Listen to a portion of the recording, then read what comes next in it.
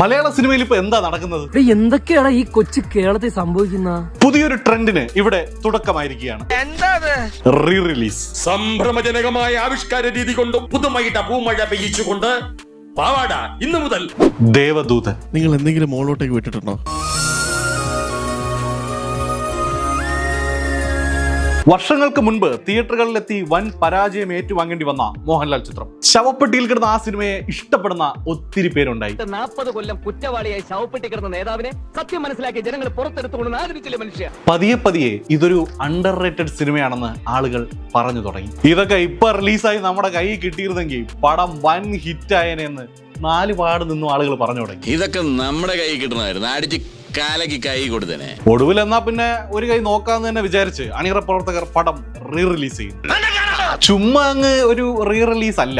അന്ന് അനാവശ്യമായി കുത്തിക്കയറ്റിയ സീനുകളൊക്കെ ഒഴിവാക്കി 4K റെസൊല്യൂഷനിൽ റീമാസ്റ്റർ ചെയ്ത് പുതിയൊരു സിനിമ പോലെ തന്നെ പ്രോപ്പർ പ്രൊമോഷൻ ഒക്കെ കൊടുത്ത് ഒരു ഗംഭീര റിലീസ്. അതിന്റെ ഫലമോ? വർഷങ്ങൾക്ക് മുൻപ് തിയേറ്ററിൽ ആളുകൾ കൂവി ഊക്കി ഉറക്കി വിട്ട പടം 2 ദശാബ്ദങ്ങൾക്കിപ്പുറം തിയേറ്ററുകളിൽ ബ്ലോക്ക് ബസ്റ്റർ. അന്ന് മുടക്കിയതും ഇന്ന് മുടക്കിയതും എല്ലാം കൂടെ ലാഭസഹിതം തിരിച്ചു കിട്ടുന്ന കാഴ്ച. അപ്പോ ഈ ഒരു മാജിക്കൽ അവസരം മുതലാക്കാൻ പല അമ്മാവന്മാരും ഇപ്പോ ജ്ഞാപകം മുഞ്ചിക്കൊണ്ട് ഇറങ്ങിയിട്ടുണ്ട്. അതിനിടയിൽ നമ്മളൊക്കെ കാണാൻ കാത്തിരിക്കുന്ന പല സിനിമകളും റിലീസ് ആവുന്നുണ്ട്. ഉദാഹരണം മണിച്ചിത്രത്താഴ്. അതൊരു ലൈഫ് ടൈം തിയേറ്റർ എക്സ്പീരിയൻസ് തന്നെയായിരുന്നു.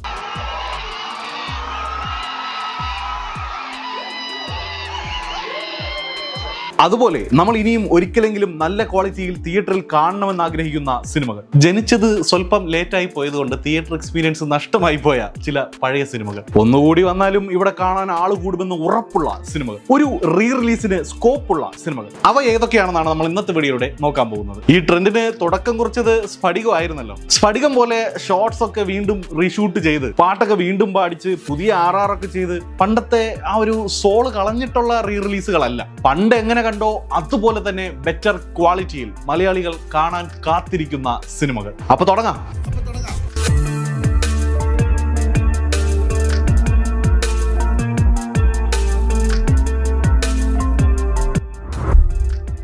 യോധ.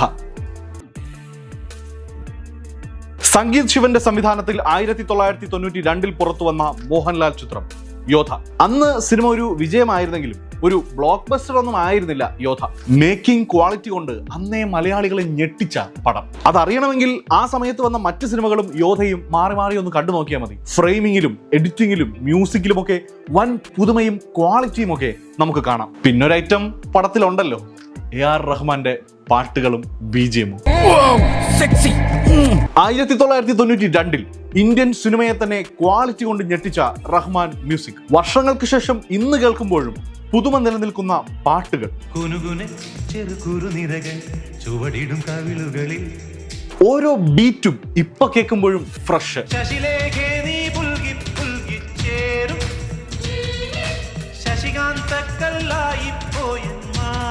ലാലേട്ടൻ ജഗതിച്ചേട്ടൻ combo.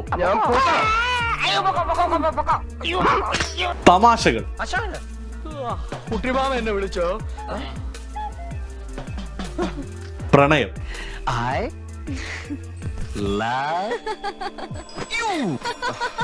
Mystery. Fight. Martial arts. Combat. അങ്ങനെ എല്ലാം പെർഫെക്റ്റ് ആയി ബ്ലെൻഡ് ചെയ്തെടുത്ത ഒരു പക്ക എന്റർടൈനർ. ലാലേട്ടന്റെ കാഴ്ച നഷ്ടപ്പെട്ട ശേഷമുള്ള ശബ്ദം അറിഞ്ഞുകൊണ്ടുള്ള ആ ഫൈറ്റ് സീനൊക്കെ നല്ലൊരു 4K RGB സ്ക്രീനിൽ 11.1 ഡോൾബി അറ്റ്മോസിൽ എക്സ്പീരിയൻസ് ചെയ്താലുണ്ടല്ലോ എന്റെ സാറേ. വേറെ ഏത് പടം വന്നില്ലെങ്കിലും യോധ ഒന്നുകൂടി ഒന്ന് വരുന്നതിൽ ഞങ്ങൾ റിയൽ ഫൈറ്റേഴ്സിന് എതിർപ്പൊന്നുമില്ല. ഒരു വടക്കൻ വീരഗാഥ. ചില പുതിയ പിള്ളേരുണ്ട്, മമ്മൂക്ക ഫാനാണെന്ന് പറഞ്ഞു നടക്കുന്ന, എന്നാൽ മമ്മൂക്കയുടെ ഗംഭീര പെർഫോമൻസുകളൊന്നും കണ്ടിട്ടില്ലാത്ത ഒരു പുതിയ തലമുറ. പിന്നെ അന്ധമായ ഫാനിസം കാരണം മമ്മൂട്ടി ഹേറ്റേഴ്സായി മാറിയ കുറെ എണ്ണം. ഈ 2 ടീമുകളെയും പിടിച്ച് കെട്ടിയിട്ട് കാണിച്ചു കൊടുക്കാൻ പറ്റിയ പടം ഒരു വടക്കൻ വീരഗാഥ. മമ്മൂക്ക തന്റെ ഗംഭീര പ്രകടനം കൊണ്ട് മികച്ച നടനുള്ള ദേശീയ പുരസ്കാരം സ്വന്തമാക്കിയ പടം. MT വാസുദേവൻ നായരുടെ സ്ക്രിപ്റ്റിൽ ഹരിഹരൻ സംവിധാനം ചെയ്ത ചിത്രം. MTക്കും മികച്ച തിരക്കഥയ്ക്കുള്ള ദേശീയ പുരസ്കാരം. ഇന്നും ഒത്തിരി ആരാധകരുള്ള മമ്മൂട്ടി കഥാപാത്രം. മമ്മൂക്കയുടെ one of the career best Chandu. ഇരുമ്പാണി തട്ടി മുളയാണി വെച്ച് പൊൻകാരം കൊണ്ട് ചുരിക വിളക്കാൻ കൊല്ലന് 16 പണം കൊടുത്തവൻ ചന്തു. 1989 ഇമാതിരി മേക്കിംഗ് പെർഫെക്ഷനോട് കൂടി ഒരു പീരീഡ് ഫിലിം. അന്ന് ഒരു അത്ഭുത ചിത്രം തന്നെയായിരുന്നു ഒരു വടക്കൻ വീരഗാഥ. ആ പ്രൊഡക്ഷൻ ഡിസൈനിനും അതായത് ആർട്ട് വർക്കിനും കോസ്റ്റ്യൂമിനും ഒക്കെ ആ വർഷത്തെ ദേശീയ പുരസ്കാരം ലഭിച്ചിരുന്നു. എങ്ങനെ കൊടുക്കാതിരിക്കും? ഇത്രയും തലയെടുപ്പോടെ പൗരുഷത്തോടെ മമ്മൂക്കയെ വീണ്ടും ഒന്ന് സ്ക്രീനിൽ കാണാൻ മലയാളികൾ എല്ലാവർക്കും ഒരു ആഗ്രഹം ഉണ്ടായിരിക്കും. പിന്നീട് പഴശ്ശിരാജ വന്നെങ്കിൽ പോലും അത് ചന്തുവിന്റെ അത്ര ലെയറുകളുള്ള ഒരു കഥാപാത്രമായിരുന്നില്ല. ഒരു വടക്കൻ വീരകഥ റീമാസ്റ്റർ ചെയ്യാനുള്ള പണികളൊക്കെ നടക്കുന്നുണ്ടെന്നാണ് അറിഞ്ഞത്. ചിലപ്പോൾ അടുത്ത വർഷം എങ്ങാനും തിയേറ്ററുകളിൽ വീണ്ടും എത്തിയേക്കാം പടം. എത്തിയാൽ അതൊരു ആഘോഷമായിരിക്കുമെന്ന് ഉറപ്പാണ്. തേന്മാവിൻ കൊമ്പത്ത് ഒരു സിനിമയിലുപരി സിനിമയിലെ ഫ്രെയിമുകൾ 30 വർഷമായിട്ടും ഇന്നും ചർച്ചയാവുന്നുണ്ടെങ്കിൽ അതൊരൊറ്റ പടം, തേന്മാവിൻ കൊമ്പത്ത്. മണിച്ചിത്രത്താഴിൽ ലാലേട്ടൻ പറയുന്ന പോലെ എന്തൊരു ഫ്രെയിംസ് എന്റെ അമ്മച്ചി, എന്തൊരു സ്ട്രക്ചർ എന്റെ അമ്മച്ചി. KV ആനന്ദ് എന്ന ഛായാഗ്രഹന്റെ അരങ്ങേറ്റ ചിത്രം. പിന്നീട് അയൻ, മാട്രാൻ, കോ ഒക്കെ സംവിധാനം ചെയ്ത അതേ KV ആനന്ദ് തന്നെ. ആദ്യ സിനിമയിലൂടെ തന്നെ മികച്ച ഛായാഗ്രാഹകനുള്ള ദേശീയ പുരസ്കാരം KV ആനന്ദ് സ്വന്തമാക്കിയ ഗംഭീര വർക്ക്. ഓരോ ഫ്രെയിമുകളും ഓരോ പെയിന്റിംഗ് പോലെ ഓരോന്നും നമുക്ക് സ്ക്രീൻഷോട്ട് എടുത്ത് വാൾപേപ്പർ ആക്കാം. ആ ഫ്രെയിമുകളൊക്കെ ഒന്നുകൂടി വലിയ സ്ക്രീനിൽ കാണുക എന്ന് പറഞ്ഞാൽ അതൊരു കൺകുളിർക്കുന്ന എക്സ്പീരിയൻസ് തന്നെ ആയിരിക്കും. പോരാത്തതിന് ലാലേട്ടനും ശോഭനയും ഒക്കെ എന്തൊരു ലുക്കാണ് കാണാൻ ഈ പടത്തിൽ. ബേണി ഇഗ്നേഷ്യസിന്റെ പാട്ടുകളും പ്രിയൻ സാറിന്റെ ഗാന ചിത്രീകരണവും ഒക്കെ ഒന്നുകൂടി വലിയ സ്ക്രീനിൽ കാണാൻ അവസരം കിട്ടിയാൽ മലയാളികൾ കണ്ണും പൂട്ടി തിയേറ്ററുകളിലേക്ക് ഓടിയെത്തും. പടം വന്ന് 1994 തന്നെ ഒരു സൂപ്പർ ഹിറ്റ് ആയിരുന്നു. 30 വർഷങ്ങൾക്ക് ശേഷം ഇന്ന് വന്നാലും പടം സൂപ്പർ ഹിറ്റ് ആകുമെന്ന കാര്യത്തിൽ യാതൊരു തർക്കവുമില്ല. ഗോഡ്ഫാദർ മലയാളത്തിൽ വന്നിട്ടുള്ള ഏറ്റവും റിപ്പീറ്റ് വാല്യൂ ഉള്ള സിനിമകളിൽ ഒന്ന്. സിദ്ദിഖ് ലാൽ ടീമിന്റെ ഗോഡ്ഫാദർ. ഒരു വർഷം മുൻപ് കേരള സർക്കാരിന്റെ കേരളീയം പരിപാടിയുടെ ഭാഗമായി ഗോഡ്ഫാദർ ഒന്ന് സ്ക്രീൻ ചെയ്തിരുന്നു തിരുവനന്തപുരത്ത്. അന്ന് അത് കണ്ടവർക്കറിയാം തിയേറ്റർ എക്സ്പീരിയൻസും തിയേറ്റർ റെസ്പോൺസും.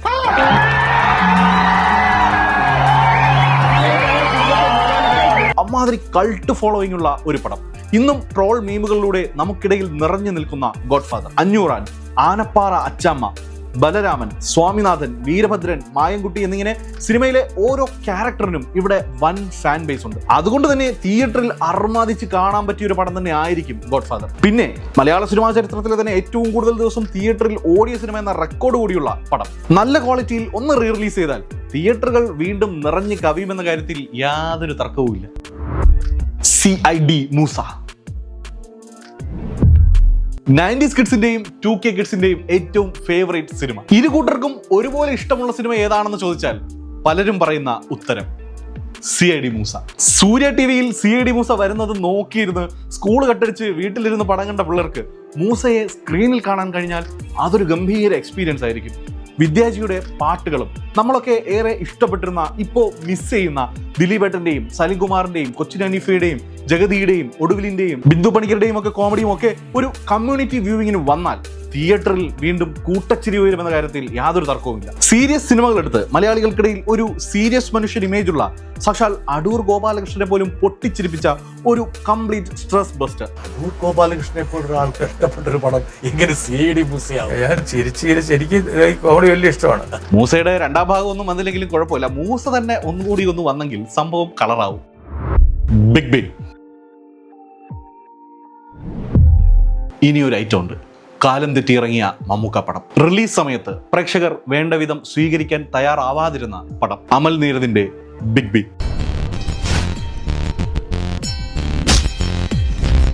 ബിഗ് ബിക്ക് ഒരു രണ്ടാം ഭാഗം വരുന്നു എന്ന അനൗൺസ്മെന്റ് വന്നപ്പോൾ തന്നെ സോഷ്യൽ മീഡിയ നിന്ന് കത്തിയത് നമ്മൾ കണ്ടതാണ്.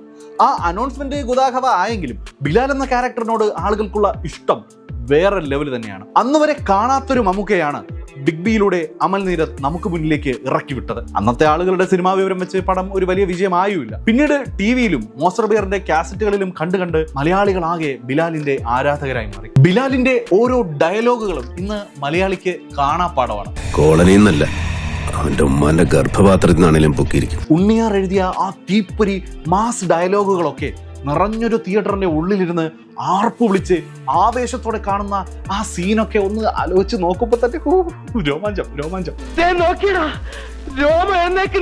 അമൽ നീരദിന്റെ ഫ്രെയിമിങ്ങും വ്യത്യസ്തമായ മേക്കിങ്ങും നിറഞ്ഞ പടം അന്നത്തേതിനേക്കാൾ ക്വാളിറ്റിയിൽ ഇന്ന് ഒന്നുകൂടി വന്നാൽ തിയേറ്റർ ഒന്ന് കുലുങ്ങുമെന്ന കാര്യത്തിൽ യാതൊരു സംശയമില്ല. ഇവിടുത്തെ ഇപ്പൊ നിലനിൽക്കുന്ന ഫസ്റ്റ് ഡേ റെക്കോർഡുകൾ ഭേദിച്ചാൽ പോലും അതിൽ അത്ഭുതപ്പെടാനില്ല. ബിലാൽ വരണം, വരും. നമ്മൾ ഒരു വരവിടെ വരേണ്ടി വരും. കാലാപാനി മലയാളത്തിലെ ആദ്യ ഡോൾബി സ്റ്റീരിയോ പടം. PSC ക്വസ്റ്റ്യൻ ആണ്. സൗണ്ട് ക്വാളിറ്റി കൊണ്ട് 1996 നമ്മളെ ഞെട്ടിച്ച പടം. ഓഡിയോഗ്രഫിക്ക് ദേശീയ ചലച്ചിത്ര പുരസ്കാരം നേടിയ ചിത്രം പ്രിയദർശന്റെ കാലാപാനി. കാലാപാനി, ചിന്നാടന്റെ കാലാപാനി. അന്നത്തെ ഏറ്റവും വലിയ ബഡ്ജറ്റിൽ വന്ന സിനിമകളിൽ ഒന്നായിരുന്നു കാലാപാനി. ആ ബഡ്ജറ്റ് ഒക്കെ നമുക്ക് സ്ക്രീനിൽ കാണാം. പ്രിയദർശന്റെ മേക്കിങ്ങിനെ കുറിച്ച് പിന്നെ പറയണ്ടല്ലോ. ഇത് പിന്നെ രുചിച്ചു നോക്കേണ്ട കാര്യമില്ല. വിഷ്വലിയും സൗണ്ട് വൈസും ഗംഭീര ക്വാളിറ്റി മേക്കിങ്ങിൽ വന്ന പടം. അതേസമയം തന്നെ ഗംഭീര കണ്ടന്റും പെർഫോമൻസുകളും. പിന്നെ രാജാ സാറിന്റെയും പുത്തഞ്ചേരിയുടെയും എവർ ഗ്രീൻ പാട്ടുകൾ. അതിന് പ്രിയദർശൻ ഒരുക്കിയ ദൃശ്യഭാഷ. മികച്ച ആർട്ട് വർക്കിന് സാബു സിറിലിനും, മികച്ച ഛായാഗ്രഹണത്തിന് സന്തോഷ് ശിവനും, സ്പെഷ്യൽ എഫക്ട്സിന് ST വെങ്കിക്കും ദേശീയ പുരസ്കാരം ലഭിച്ച പടം. ഓരോ മേഖലയിലും അത്രത്തോളം പെർഫെക്ഷൻ ഉറപ്പുവരുത്തി പ്രിയദർശൻ സംവിധാനം ചെയ്ത അദ്ദേഹത്തിന്റെ സ്വപ്ന ചിത്രം. നേരത്തെ പറഞ്ഞ പോലെ തന്നെ ഹൈ ബഡ്ജറ്റിൽ വന്ന പടം ആയതുകൊണ്ട് തന്നെ അത്യാവശ്യം തിയേറ്ററുകളിൽ ഹിറ്റ് ആയിരുന്നിട്ട് കൂടി പടം വലിയ ലാഭമൊന്നും നേടിയില്ല. ഇന്ന് TV-യിൽ കണ്ടാൽ പോലും രോമാഞ്ചമടിക്കുന്ന നിരവധി സീനുകൾ നിറഞ്ഞ സിനിമ അപ്പോൾ ഹൈ ക്വാളിറ്റിയിൽ വലിയ സ്ക്രീനിൽ കണ്ടാലോ അവരൊന്നൊന്നര എക്സ്പീരിയൻസ് തന്നെ ആയിരിക്കും. കാലാപാനിയൊക്കെ വീണ്ടും വന്നാൽ അന്ന് നേടാൻ കഴിയാതെ പോയ ലാഭമൊക്കെ ഇരട്ടിയായി തിരിച്ചു നേടുമെന്നുള്ള കാര്യം ഉറപ്പാണ്. ഗുരു മലയാളത്തിൽ നിന്നും ഓസ്കാർ നോമിനേഷൻ നേടിയ ആദ്യ ചിത്രം. ഈ അടുത്ത കാലം വരെ ഒരേ ഒരു ചിത്രം. ഇതിലും വലിയ ക്വാളിഫിക്കേഷൻ ഒന്നും വേണ്ട ഗുരു എന്ന സിനിമയ്ക്ക്. നമ്മളെ ഫാന്റസിയുടെ മായാ ലോകത്തേക്ക് കൂട്ടിക്കൊണ്ടുപോകുന്ന മാജിക്കൽ ചിത്രം രാജീവ് അഞ്ചലിന്റെ ഗുരു. അന്നത്തേതിനേക്കാൾ ഇന്ന് കുറച്ചുകൂടി റിലവന്റ് ആയ കണ്ടന്റ്. മതത്തിന്റെ പേരിൽ തമ്മിൽ അടിക്കുന്നവരെയും തമ്മിൽ അടുപ്പിക്കുന്നവരെയും കണക്കിന് ഊക്കിവിടുന്ന ചിത്രം. അന്നത്തെ പരിമിതമായ ടെക്നോളജികൾ ഉപയോഗിച്ച് ഗംഭീരമായി ചെയ്തു വച്ച മലയാളത്തിന്റെ അഭിമാന ചിത്രം. ഇന്ന് സിമ്പിളായി VFX വെച്ച് ചെയ്യാവുന്ന പല കാര്യങ്ങളും അന്ന് റിയലായി തന്നെ ചെയ്ത് വിസ്മയിപ്പിച്ച ഗുരു. രാജീവ് അഞ്ചൽ എന്ന സംവിധായകനിലുപരി അദ്ദേഹത്തിലെ ആർട്ട് ഡയറക്ടറുടെ മുഴുവൻ കഴിവും പുറത്തെടുത്ത ചിത്രം. നല്ലൊരു പ്രിന്റ് കിട്ടാനില്ലാത്ത ഗുരു വീണ്ടും 4K-യിൽ വന്നാൽ മലയാള സിനിമയെ സ്നേഹിക്കുന്ന ഓരോരുത്തരും അത് കാണാൻ തിയേറ്ററിനുള്ളിൽ ഉണ്ടാവും. അപ്പോ ഇതൊക്കെയാണ് മലയാളത്തിൽ റിലീസ് ചെയ്താൽ പ്രേക്ഷകർ വീണ്ടും സ്വീകരിക്കുമെന്ന് ഉറപ്പുള്ള ചില സിനിമകൾ. നിങ്ങൾക്കിനി തിയേറ്ററിൽ കാണണമെന്ന് തോന്നിയിട്ടുള്ള സിനിമകൾ ഏതെങ്കിലും ഉണ്ടെങ്കിൽ അത് താഴെ കമന്റ് ചെയ്യുക. ഈ പറഞ്ഞ സിനിമകളുടെയൊക്കെ അണിയറ പ്രവർത്തകരെ പരിചയമുണ്ടെങ്കിൽ അവർക്ക് ഈ വീഡിയോ ചുമ്മാ ഷെയർ ചെയ്ത് കൊടുക്കുക. കാരണം അവരുടെ പടങ്ങളൊക്കെ കാണാൻ ആളുകളുണ്ടെന്ന് അവർക്ക് തോന്നിയാൽ, അവരത് മനസ്സിലാക്കിയാൽ ചിലപ്പോൾ ഈ പറഞ്ഞ പടങ്ങളൊക്കെ നമുക്കും വീണ്ടും കാണാൻ കഴിഞ്ഞെങ്കിൽ. അപ്പോൾ ഓക്കെ, മൾട്ടി ഇൻട്രസ്റ്റിംഗ് വീഡിയോയുമായി വീണ്ടും വരാം.